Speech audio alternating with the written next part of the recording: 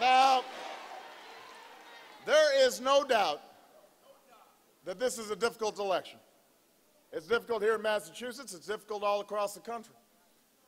And that's because we've been through an incredibly difficult time as a nation. For most of the last decade, middle-class families saw their costs rise, their incomes fall. Between 2001 and 2009,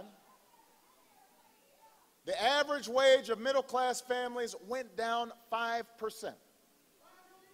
Between 2001 and 2009, we saw the most sluggish job growth since World War II. Between that period of time, too many jobs disappeared overseas. There were too many parents who couldn't afford to send their kids to college. Too many parents who couldn't afford, in some cases, to let their kids see a doctor when they got sick. Americans working 2 jobs and 3 jobs just to make ends meet. And all these problems were compounded by the worst economic crisis since the Great Depression. A recession that cost us more than 4 million jobs before I even took the oath of office. 750,000 jobs lost the month I was sworn in, 600,000 the month after that, 600,000 the month after that. It was a once-in-a-lifetime challenge, a once-in-a-generation challenge. And I hoped, like many of you hoped, that we could have both parties put politics aside for the sake of the country. We all hoped that we could start moving beyond the divisions and the bickering and the game playing that had dominated Washington for so long. Because although we are proud to be Democrats, but we are prouder to be Americans. And so we weren't going to let party labels get in the way of progress. And I know a lot of Republicans felt the same way all across the country, but the Republican leaders in Washington made a different decision. Because we were climbing out of such a deep hole, they knew that it was going to take time to repair the economy. They knew that you couldn't recover 8 million jobs overnight.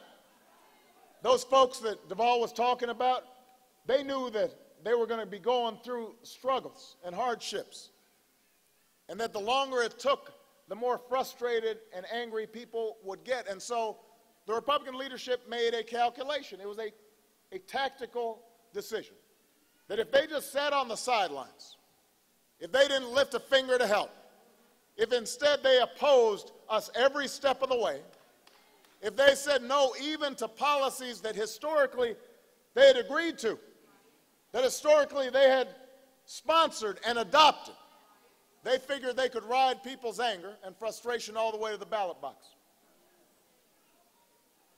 That is what's happened over the last 20 months. So I need all of you to be clear over these next 2 weeks. This election is a choice, and the stakes could not be higher.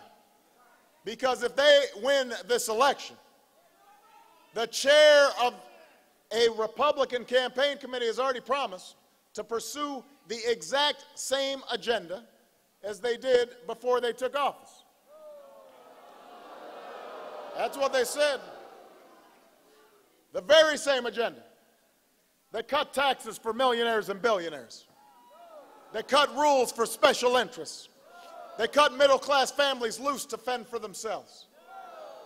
It's an agenda that turned a record surplus into a record deficit, an agenda that let Wall Street run wild at the expense of folks on Main Street, an agenda that nearly destroyed our economy. If they take over Congress, the other side has promised to roll back health reform so that insurance companies can go back to denying you coverage because you're sick. They want to roll back Wall Street reform so that taxpayers are on the hook for Wall Street bailouts, and credit card companies can hit you with hidden fees and penalties. And if they win in Congress, they will cut AIDS funding right here in the United States of America and all across the world.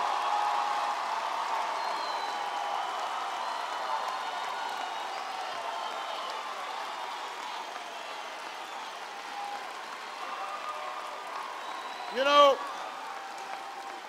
one of the great things about being a Democrat is we like arguing with each other.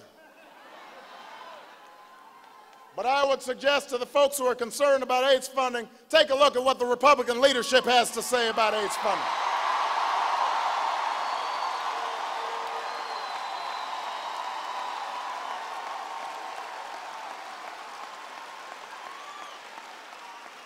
Because we increased AIDS funding.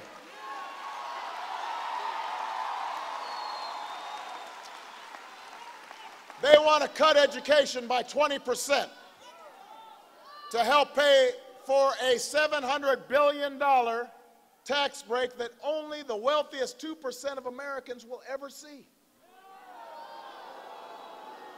So that's what's happening at the national level. Here in Massachusetts, it's the same story. Deval's opponents, they've got a very different vision about where this state should go. They want to let the insurance companies run wild. They want to eliminate unemployment benefits for thousands of people. They want to eliminate investments in education and clean energy. It is the same theory the other side has been peddling for years. And it is up to us to tell them we don't want what they are selling. We've been there. We've tried it. We don't like it. And we're not going back.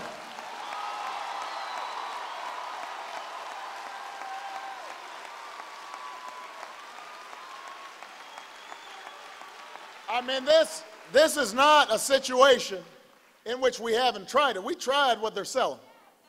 We tried it for 8 years. It didn't work out so well. You know, I've been using an analogy across the country. Imagine them driving a car into the ditch. And Deval and me and Carrie and Marky and Frank, we've all put our boots on. We went down into the ditch. And we started pushing that car out of the ditch. And it was hot down there and muddy. And we kept on pushing, and every once in a while we'd look up and the Republicans are standing up there, fanning themselves, sipping on a Slurpee, and we'd ask, are you going to help? And they'd say, no, that's all right, but y'all should push harder. You're not pushing the right way.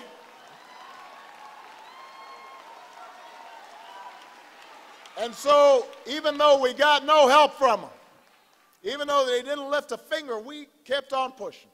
And finally, we've got this car on level ground. It's a little banged up. You know, it needs some body work, it needs a tune-up, but it's ready to move forward. And suddenly we get this tap on our shoulder, and we look back, and lo and behold, who is it? It's the Republicans. And they say, excuse me, can we have the keys back? Massachusetts, they can't have the keys back. They don't know how to drive.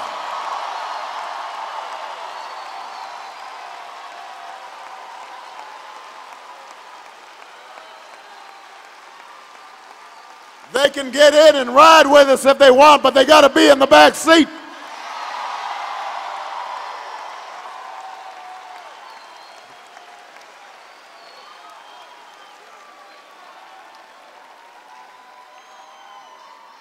I don't know if any of you have noticed, but if you want to go forward in your car, what do?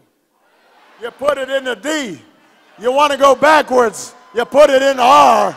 Don't let us go backwards now. That's not a coincidence.